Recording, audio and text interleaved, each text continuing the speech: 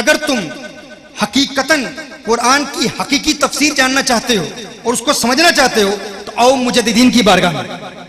اور آج کے اس پلیٹ فارم پر آج حضرت پیر جماعت علی شاہ لسانی علیہ رحمہ کہ میکدہ تربیت سے فیض حاصل کرتے ہوئے وہ عظیم میکدہ کہ جس نے رشد و ہدایت اور اعلاء کلمت الحق کے لیے پورے عالم میں دین اسلام کی تعلیمات کا پرچار کیا، اور آج پوری دنیا میں لوگ حضرت کی عظمتوں کے ترانے الاپ رہے ہیں، اس بارگاہ سے فیض حاصل کرتے ہوئے آپ تک یہ پیغام پہنچانا چاہتا ہوں کہ تم مختلف مولویوں کے عقائد میں تعارض تو دیکھو گے.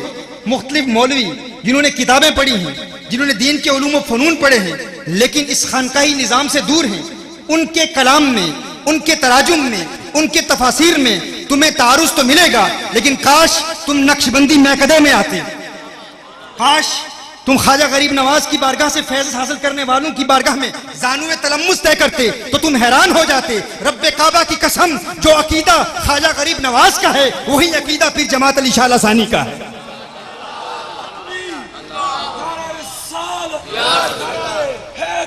یہ لوگ دور ہوں بظاہر یا قریب ہوں، ان کے گنبد بظاہر دور ہوں یا قریب ہوں، لیکن ان کے عقائد میں کوئی دوری نہیں ہے، ان کے نظریات میں کوئی دوری نہیں ہے، ان کے اعتقادات میں کوئی دوری نہیں ہے. تم مجددین کے پاس آؤ، وہ اولیاء کاملین جو مجددین کے ماننے والے ہیں ان کی بارگاہ میں حاضر ہو جاؤ اور ان سے پوچھو، وہ بتائیں گے آپ کو کہ وَعَلَّمَكَ مَا لَمْ تَكُنْ تَعْلَمْ وَكَانَ فَضْلُ اللَّهِ عَلَيْكَ عَظِيمًا کا ترجمہ کیا ہے، اور کس طرح مجددین نے قرآن کریم کی اس آیہ کریمہ سے حضور اکرم صلی اللہ علیہ وآلہ وسلم کے علوم غیبیہ کو ثابت کیا. وہ تمہیں بتائیں گے کہ ایاک نعبد و ایاک نستعین، اسی آیہ مبارکہ کے تحت ہم کس طرح اولیاء اللہ کی بارگاہ میں حاضری کشرف حاصل کرنے کو ثابت کرتے ہیں. وہ تمہیں بتائیں گے کہ کس طرح قُلْ لَا أَقُولُ لَكُمْ عِنْدِي خَزَائِنُ اللَّهِ وَلَا أَعْلَمُ الْغَيْبَ، اسی آیت سے ہم حضور کے علوم غیبیہ کو ثابت کرتے ہیں. وہ تمہیں بتائیں گے کہ کل بدعت دلالہ، جسے تم اپنے طور پر اپنی سمجھ کے مطابق حضور اکرم صلی اللہ علیہ وسلم کے میلاد کے خلاف ثابت کرنے کی کوشش کرتے ہو، وہ اسی حدیث مصطفیٰ صلی اللہ علیہ وسلم سے میلاد مصطفیٰ صلی اللہ علیہ وسلم کا جواز پیش کریں گے. یہ تعارض تمہیں مولویوں میں تو مل سکتا ہے لیکن صوفیوں میں نہیں ملے گا، اولیاء کی بارگاہ میں نہیں ملے گا. اور وہ مولوی جو تصوف سے آ رہی ہیں، وہ کرنا ہمارے اعلیٰ حضرت امام احمد رضا بھی صوفی ہیں، وہ بھی صوفی ہیں، پیر میر علی شاہ بھی صوفی ہیں، یہ بھی خانقاہی نظام والے ہیں. لیکن میں کہتا ہوں وہ خانقاہی نظام والے جو مجددین کے قریب رہے ہیں ان کے عقائد میں تمہیں کوئی تعارض نظر نہیں آئے گا.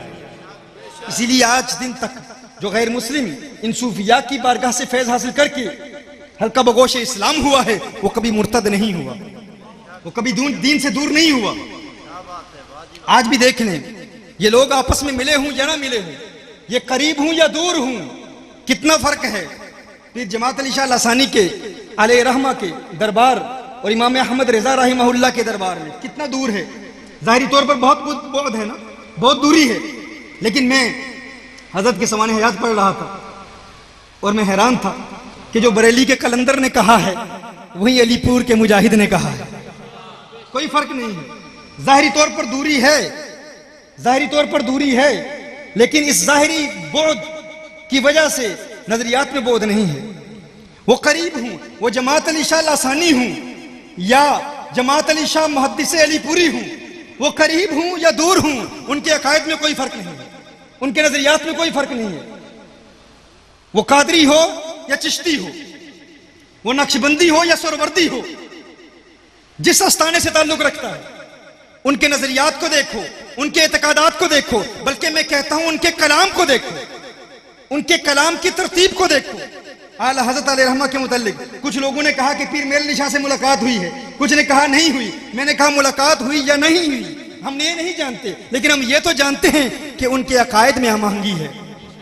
وہ ان کا کلام بتاتا ہے، ان کے کلام کو پڑھو. اعلیٰ حضرت فرماتے ہیں لم یأتی نظیرک فی نظر مثلے تو نشد پیدا جانا، جگراج کو تاج تورے سرسو ہے تجھ کو شہید و سرا جانا، انفیت اشن و سخاک اتم ہے گیسو پاک ہے ابر کرم برسن ہارے رم جم دو بوند ادھر بھی گرا جانا.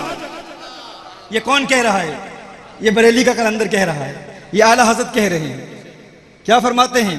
چونکہ انہوں نے حضور کو دیکھا ہے نا، جو حضور کو دیکھتے ہیں، چونکہ یہ ہمارے والے جو ہے نا یہ دیکھتے ہیں، اسی لیے ان کے کلام میں تعارض نہیں ہے. اسی لیے ان کے کلام میں کنٹرڈکشن نہیں ہے. ہاں چونکہ یہ دیکھتے ہیں اور یہ اس کو دیکھتے ہیں جس نے رب کو دیکھا ہے. یہ اس کو دیکھتے ہیں جس نے رب کو دیکھا ہے اور جاگتی آنکھوں دیکھا ہے. دیکھیے